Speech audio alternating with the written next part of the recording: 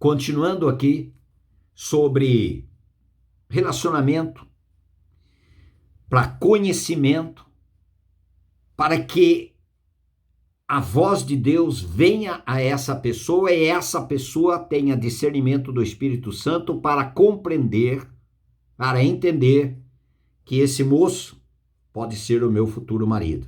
Essa moça pode ser minha futura esposa. Namoro é para o casamento, não é para diversão. Aí que chega depois no casamento aquele fracasso, aquela derrota, aquelas brigas, discórdias, um não respeitando o outro. Quantas pessoas aqui passam para mim esses resultados? Por quê? Porque começou no corpo, não começou no espírito. Começou relacionamento de corpos, que é reservado para o casamento e não fora do casamento. Fora do casamento, fornicação, adultério, pecado.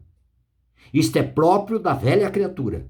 O próprio da nova criatura começa no espírito, vida no espírito, uma vida santa, separada por Deus e para os propósitos eternos de Deus. E quem vai sustentar essa vida santa é o santo habitando no interior desse jovem, dessa pessoa. Vamos continuar aqui em 2 Coríntios, capítulo 6, como nós começamos no vídeo anterior. Capítulo 6, ele vai dizer que ligação, versículo 16, novamente, que ligação há entre o santuário de Deus e os ídolos? Porque nós somos santuário do Deus vivente, como ele próprio disse, habitarei e andarei entre eles, serei o seu Deus e eles serão o meu povo. Por isso, retirai-vos do meio deles, separai-vos, diz o Senhor, não toqueis em coisas impuras e eu vos receberei. Serei vosso pai e vós sereis para mim filhos e filhas, diz o Senhor Todo-Poderoso. Coisa legítima, mas tornando impuras. Coisas que Deus deu para que um casal desfrute, mas está usando em tempo errado, portanto, torna-se podridão para o Senhor, pecado diante do Senhor. E essas pessoas que um dia conhecem o Senhor Jesus não têm alegria, não têm paz, sempre condenados. E Satanás sempre acusando 24 horas. Você viu? Foi legal, né? Foi bom, né? Você gostou, né? E agora? Vem uma culpa. Por isso que é necessário que essa pessoa seja regenerada. Aí ela tem consciência que toda a culpa já foi levada em Cristo na cruz. Ela é livre. Se o Filho vos libertar, verdadeiramente sereis livres. João 8,36. Queridos, não há comunhão. Não há comunhão. Em Efésios capítulo 5, e começa no namoro, começa no bate-papo, mas começar no espírito.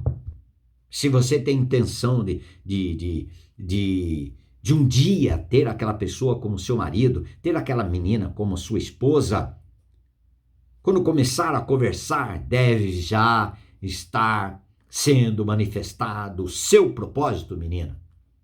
Seu propósito. Eu conto algo pessoal. Quando conheci a minha esposa, eu morava numa cidade, conheci na outra, conhecemos ali, marcamos para que eu desse carona, eu nem carro tinha, andava a pé, andava de ônibus para uma cidade para outra, e vamos a 20 minutos a pé, longinho, para andar devagar como casal, assim, batendo papo. No primeiro papo, ela não me conhecia, eu não conhecia ela, e eu disse, se nós formos casar um dia, talvez eu esteja conversando com você, falando besteira, mas você precisa ser uma pessoa crente em Cristo.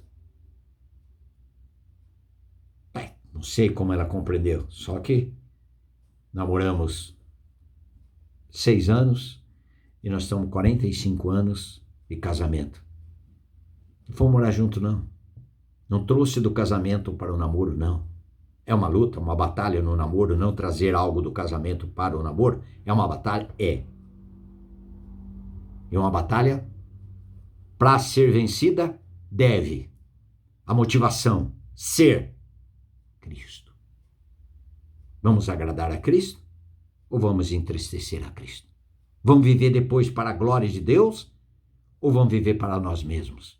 O centro somos nós ou o centro é Cristo? A nossa vida é para o nosso próprio ego, nossa própria satisfação, ou para Cristo e a satisfação de Cristo, daquele que nos regenerou, aquele que nos fez nascer do Espírito, nascer de novo. Não pode começar no corpo um relacionamento, é necessário começar no Espírito, porque o Senhor começa a santificação no nosso espírito, alma e corpo. Nosso sentimento, nossas emoções, vem depois da regeneração no Espírito. Em Efésios capítulo 5, versículo 8, ele diz: pois outrora erais trevas, porém agora sois luz no Senhor, andai como filhos da luz. Que é esse pessoal aí trazendo do casamento para o namoro e achando que são salvos, são velhas criaturas, praticam, pecam, pede perdão, pede perdão. Por quê? Porque dentro dele está o pecado, sendo que a hora da regeneração, o Senhor nos mata para o pecado, que é a natureza de Adão. Nos torna escravos da natureza. Ah, mas eu aceitei a Jesus. Amém. Aceitou? Mas ainda você aceitou a sua morte em Cristo para o pecado e a sua ressurreição juntamente com Cristo para uma nova vida que traz, que gera, que produz um novo viver, um viver agora para Deus, mesmo tendo necessidades e vontades humanas? Nós éramos trevas, agora somos luz no Senhor. E a luz busca a luz. A luz não procura trevas. Porque o fruto da luz consiste em toda bondade, justiça e verdade, provando sempre o que é agradável ao Senhor. E não sejais cúmplices das obras infrutíferas das trevas, antes, porém, reprovai-as.